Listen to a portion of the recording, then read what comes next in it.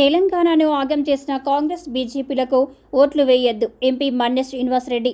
ప్రజలను మోసం చేసి మాయమాటలు చెప్పి రాష్ట్రంలో అధికారంలోకి వచ్చిన కాంగ్రెస్ పార్టీకి 10 ఏళ్లుగా కేంద్రంలో అధికారంలో ఉండే తెలంగాణకు పలు సందర్భాల్లో అన్యాయం చేసిన బీజేపీ పార్టీలకు పార్లమెంటు ఎన్నికల్లో ఓట్లు వేయకూడదని మహబూబ్ నగర్ ఎంపీ బీఆర్ఎస్ అభ్యర్థి మన్నె శ్రీనివాసరెడ్డి ప్రజలకు పిలుపునిచ్చారు. బుధవారం దేవరకద్ర నియోజకవర్గం బూత్పూర్ మండల పరిధిలోని తాటిపర్తి గ్రామంలో ఎంపీ మన్నె శ్రీనివాసరెడ్డి ఎన్నికల ప్రచారం నిర్వహించారు.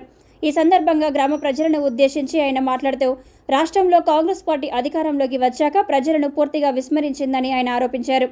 అసెంబ్లీ ఎన్నికల సమయంలో ప్రజలకు మోసపూరిత హామీలను ఇచ్చి మోసం చేసి అధికారంలోకి వచ్చిన కాంగ్రెస్ సంక్షేమ పథకాలు అన్నింటినీ గాలికి వదిలేసిందని ఆయన ఆగ్రహం వ్యక్తం చేశారు. కేంద్రంలో ఉన్న బీజేపీ ప్రభుత్వం దేవుళ్ల పేరు మీద ఓట్లు అడుగుతుందని, అలాంటి పార్టీకి గుణపాఠం చెప్పాలని ఆయన ప్రజలను కోరారు.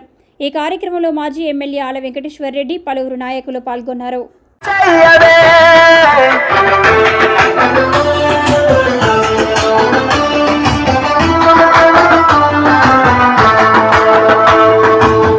కరుణలను సజీవధార చేస్తే నువ్వు వచ్చి రాగానే వీళ్ళు ఎడారి చేసిండ్రు. ఒక సినిమా చూపించి సర్జికల్ స్ట్రైక్ చేసినాము. ఒక అభినవ్ అనే సోల్జర్ను మేము అరెస్ట్ చేసిండ్రు. అక్కడ పాకిస్తాన్ అరెస్ట్ చేస్తే మా యొక్క తెలివితేటలతోటి మేము విడిపించుకొచ్చినాము. ఇటువంటి గొప్ప పని చేస్తున్నామని చెప్పి బీజేపీ అప్పుడు ఓటు దాన్ని కొన్ని ప్రభుత్వంలోకి వచ్చింది. కేవలం సినిమాలు చూపించడమే.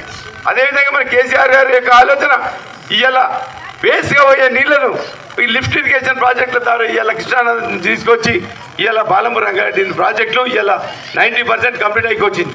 ఇప్పుడు ప్రభుత్వం ఏమో వచ్చిందంటే ఇవన్నీ ప్రాజెక్టులు అయ్యి మనకు నీళ్ళకి కానీ కరెంటుకి కానీ ఎలాంటి డోక లేకుండా మనం ఇంట్లో కూర్చుంటే వ్యవసాయాలు నడిచే పరిస్థితి చేస్తుండే కేసీఆర్ గారు. ఇవాళ అదే బీజేపీ ప్రభుత్వం ఏం చేస్తున్నది? ఒక్కదానికి కూడా మనకు సాయం చేయడం లేదు. మరి ఓట్లు అడుగుతున్నది. ఆలోచన చేయండి. గ్యాస్ ధర, డీజిల్ ధర ఏ విధంగా పెరిగిపోయిందో. 450 రూపాయలు ఉన్న డీజిల్ గ్యాస్ ధర ఇలా 1100 రూపాయలకు పోయింది. మరి ఇలా కాంగ్రెస్ ప్రభుత్వం చెప్పింది 500కే సిలిండర్ ఇస్తున్నదా తల్లి? ఎవరికి ఇస్తున్నారు? ఇంకోటి 200 యూనిట్ల కరెంటు ఫ్రీ అన్నారు. ఇస్తున్నదా? మరి ఎక్కువ ఆలోచన చేయండి. వాళ్ళ ఆలోచన ఏ విధంగా ఉండదు, మన కేసీఆర్ గారి యొక్క ఆలోచన ఏ విధంగా ఉండదు. కేసీఆర్ గారిని తిట్టడం తప్ప కాంగ్రెస్ ప్రభుత్వానికి ఇంకొక పని లేదు.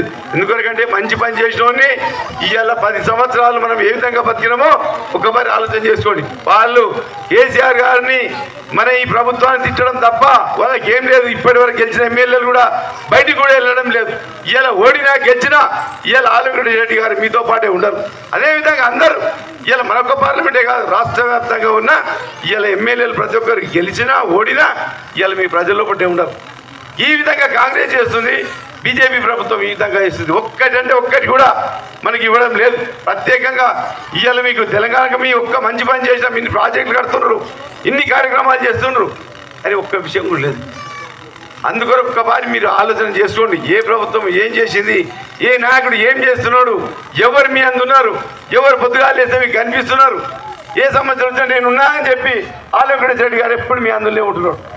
ఇలా వచ్చిన ఎమ్మెల్యేలు కాదు కదా, కళ్ళకి కనిపించడం లేదు. అందుకొరకు ఖచ్చితంగా ఏదైతే మనం కేసీఆర్ గారే సీఎం అవుతారు అనుకున్నాం, కానీ ఇవాళ కేసీఆర్ గారిని మనము పొడగొట్టుకున్నాం. ఇవాళ ఖచ్చితంగా ఈ పార్లమెంట్ ఎలక్షన్లన్నా ఖచ్చితంగా మనము మళ్ళీ ఎంపీలందరినీ గెలిపించుకొని కేసీఆర్ గారికి ఒక సంతోషం కల్పించే పద్ధతిలో కూడా మళ్ళీ ఖచ్చితంగా మన కారు గుర్తుకు ఓటేసి మళ్ళీ ఖచ్చితంగా ఎంపీలందరూ గెలిస్తే కేసీఆర్ గారు కూడా కొంచెంగా బాగా సంతోషం అనిపిస్తుంది. ఎమ్మెల్యేలందరూ కూడా మళ్ళీ గెలిచినట్లయితుంది. ఖచ్చితంగా మేము గెలిచిన తర్వాత కూడా మళ్ళీ ఈ ఎమ్మెల్యేలు వెంబడే మాజీ ఎమ్మెల్యే వెంబడే ఉంటూ మళ్ళీ ఖచ్చితంగా మన ప్రభుత్వం తెచ్చుకున్న దాకా మనం పోరాడాలి. ఖచ్చితంగా మన ప్రభుత్వాన్ని మనం తెచ్చుకోవాలి, మన సమస్యలన్నీ తీర్చుకోవాలి. అందుకొరకే నేను చెప్తున్నా మీకు, ఖచ్చితంగా కారు గుర్తుకు ఓటేసి మీ అందరికీ శిరస్సు వంచి నమస్కారం చేస్తున్నా. ఇక ఖచ్చితంగా కారు గుర్తుకు ఓటేయాలి. ఎందుకంటే అన్ని రకాలు మనము బాగుపడ్డాం కేసీఆర్ తోటి, మళ్ళీ మన కేసీఆర్ గారిని తెచ్చుకోవాలి అని కోరుకుంటూ సెలవిస్తున్నారు. జై తెలంగాణ. కారు గుర్తుకే, కారు గుర్తుకే. ఆల వెంకటేశ్వర రెడ్డి గారు ఎప్పుడు పిలిస్తే పలికే నాయకుడు. ఎప్పుడు చూసినా మీ కాన్స్టిట్యున్సీ లోపలనే, మీ అందరినీ ఎప్పుడు చూసినా సొంత గ్రామం ఇక్కడనే అన్నాసాగర్ గ్రామంలో ఉండి రాత్రి పగలు మీ కొరకు 6 నిమిషాలు పనిచేసిన నాయకుడు. మీకు ఏమి కావాలన్నా ప్రభుత్వం ఇవాళ కేసీఆర్ గారు ఎలక్షన్లో ఒక్క మాట చెప్తే 10 పనులు చేసి పెట్టిండి. ఇవాళ ఇంత గొప్ప నాయకుడిని మనం ఇవాళ విడనాడుకున్నామంటే ఎందుకంటే కేసీఆర్ గారు 2001 నుంచి తెలంగాణ కొరకు ఎందుకంటే మన బతుకులన్నీ బాగా చేయడానికి మన రైతులే కానీ మహిళలే కానీ గ్రామాల్లో ఉండే ప్రజలు బ్రతుకులు ఏ విధంగా ఉండేనో ఒక 20 ఏళ్ళ నాడు ఏ విధంగా ఉంటుండో ఒకసారి ఆలోచన చేసుకోండి. ఆ క్రమంగా ఇవాళ తెలంగాణ సాధించుకొచ్చి 2014లో ముఖ్యమంత్రి అయిన తర్వాత మనకి ఎన్ని పనులు చేసిండో మీ అందరికీ తెలుసు. ఇలా మేము చెప్పడం కాదు, ప్రతి ఒక్కటి ఏదైతే మేనిఫెస్టోలో పెట్టినానో 4 స్కీములు పెడితే మీకు మనకు 20 స్కీములు చేసిండు. ఇవాళ చూస్తున్నారు. ఇవాళ మీరు ప్రతి ఊర్లో ఇవాళ మన రైతులు ఏ విధంగా బాగుపడ్డారు. తెలంగాణ ప్రభుత్వంలో ఈ 10 సంవత్సరాలు ఎంత సంతోషంగా ఉన్నారు.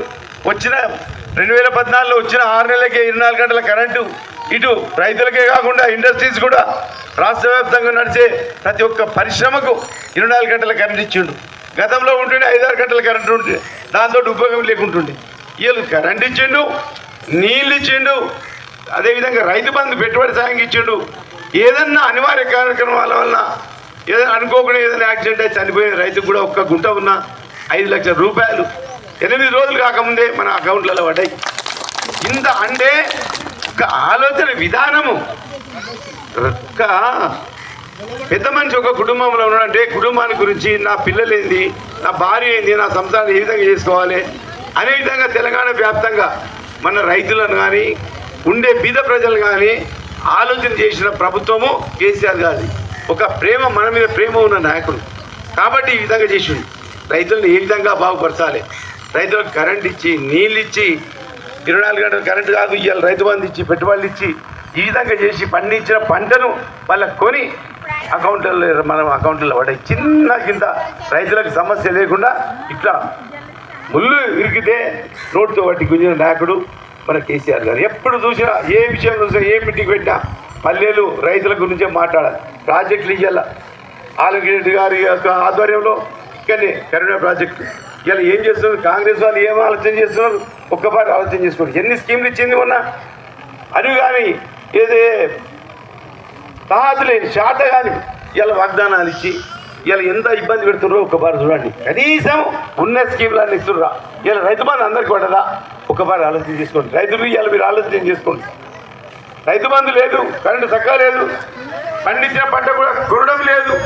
అదేవిధంగా ఇవాళ గొప్పగా చెప్పింది షాదీ ముబారక్ ఏదైతే కళ్యాణ లక్ష్మి ఆడపిల్లల పెళ్ళిళ్ళకి వచ్చే క్రమంలో మేము ఈ ₹1,00,000 కాదు ఇంకా తులం బంగారం కూడా ఇస్తాం అని కాంగ్రెస్ ప్రభుత్వం ఇవాళ రేవంత్ రెడ్డి గారు చెప్పింది. ఇస్తుందా ఒక్కరికన్నా? తులం బంగారం ఇచ్చిందా అమ్మ ఒక్కరికన్నా? అంటే ఎంత ప్రేమ ఉందో మన తెలంగాణ ప్రజలపైన ఎంత ప్రేమ ఉండదో ఒక్కసారి ఆలోచన చేసుకోండి. ఇలా మన మనసున్న నాయకుడు, మనపై ప్రేమ ఉన్న నాయకుడు కేసీఆర్ గారు. ఇలా కళ్యాణ లక్ష్మి, షాదీ ముబారక్ ఇలా ఆలోచన చేయండి. ఇలా స్కీమ్లు ఏ విధంగా పెట్టాడు. రైతు బంధు ప్రపంచంలో ఎక్కడ లేదు రైతు బంధు. రైతు బంధు ఇలా ఎందుకంటే రైతులు కరెంటు లేక నీళ్ళు లేక పెట్టుబడి లేక ఆత్మహత్యలు చేసుకున్న సమయంలో రైతు బంధు ఇన్ని ఇచ్చి మనము పెట్టుబడి కూడా ఇస్తే వాళ్ళు కొద్దిగా సంతోషంగా పనిచేసుకుంటారు.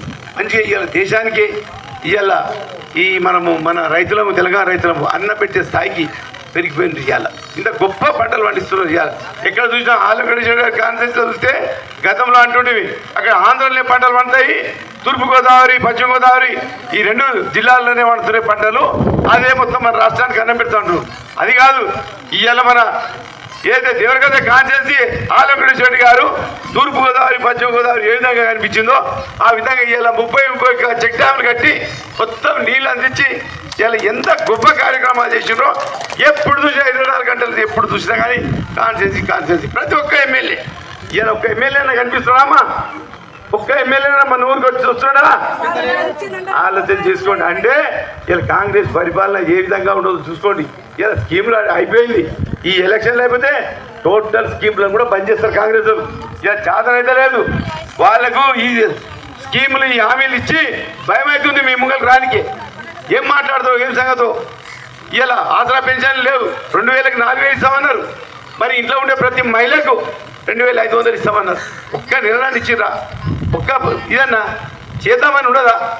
రైతులకు మళ్ళా ఖరీఫ్ పంటలకే దాదాపు పోయిన వర్షాకాలం పంటలకే ఇంకా మేము 500 రూపాయలు కల్పిస్తామన్నారు. అది లేదు, పంటలు కొనడం లేదు. ఎంత విడ్డూరమైన ప్రభుత్వం ఇలా మన ముందరికి వచ్చిందో ఒకసారి ఆలోచన చేసుకోండి. ఇక బీజేపీ ప్రభుత్వం కేవలము మాకు గుళ్ళు అత్యంతలు పుట్టకు పెట్టే ప్రభుత్వం కావాలి, మన సమస్యలు చూసే ప్రభుత్వం కావాలి. అది కేసీఆర్ గారి యొక్క ఆలోచన. కేసీఆర్ గారి ఆలోచన ఏ విధంగా ఉంది, అటు కాంగ్రెస్ వాళ్ళని ఏ విధంగా చూస్తున్నాం మనం ప్రత్యక్షంగా. ఇలా కేంద్ర ప్రభుత్వం ఏం చేస్తున్నది, కేవలం అత్యంతలు పంపించే మనం ఓట్లాడుతున్నది. గుళ్ళను చూపించే, మన దగ్గర గుళ్ళు లేవా, అత్యంతలు పెట్టి దేవునికి మొక్కలేదా? ఒక ఆలోచన చేయండి. ఇలా ఇన్ని ప్రాజెక్టులు కడుతున్నారు, తెలంగాణ ప్రభుత్వం ఇన్ని ప్రాజెక్టులు కడుతున్నారు. ఒక్క ప్రాజెక్టు కూడా కేంద్ర ప్రభుత్వం యొక్క నిధులు ఇవ్వడం లేదు, డబ్బులు ఇవ్వడం లేదు. అదే మళ్ళీ ఇన్ని ఆంధ్రప్రదేశ్ జగన్మోహన్ రెడ్డికి పోలవరం ప్రాజెక్టుకు డబ్బులు ఇస్తున్నారు కట్టుకోవాలని అని. ఇక్కడ కర్ణాటక అప్పర్ బ్రదర్ ప్రాజెక్టుకు కర్ణాటక రాష్ట్రానికి కూడా డబ్బులు ఇవ్వడం జరిగింది. మన రాష్ట్రం మనం ఏం పాపం చేసింది? మరి కేసీఆర్ గారి యొక్క ఈ తెలంగాణ రాష్ట్రము మన భారతదేశంలో ఉండదా లేదా, మళ్ళీ నరేంద్ర మోడీకి సోయుండదా లేదా ఆలోచన చేసుకోండి. మన బీజేపీ వాళ్ళు ఇలా ఓటాడుతున్నారు కానీ మనకు సాయం చేయడం లేదు. అదేవిధంగా మీకు ఇంకొక విషయం తెలియదు, ఏదైతే యువతకు చదువుకున్న పిల్లలకు సంవత్సరానికి 2 కోట్ల ఉద్యోగాలు ఇస్తామన్నారు బీజేపీ ప్రభుత్వం. ఒక్క ఉద్యోగం అని వచ్చిందా మీ ఊరికి? కేంద్ర ప్రభుత్వం యొక్క ఉద్యోగం ఒక్కరికైనా వచ్చిందా? మరి యువత ఇట్లా గొర్రెదాడు పద్ధతి ఏంది? యువత సినిమా చూపించినందుకు పోతారా? అత్యంతలించి గుడి కట్టించి సినిమా చూపించినందుక? 2019లో ఇలా పాకిస్తాన్ భారతదేశం మధ్య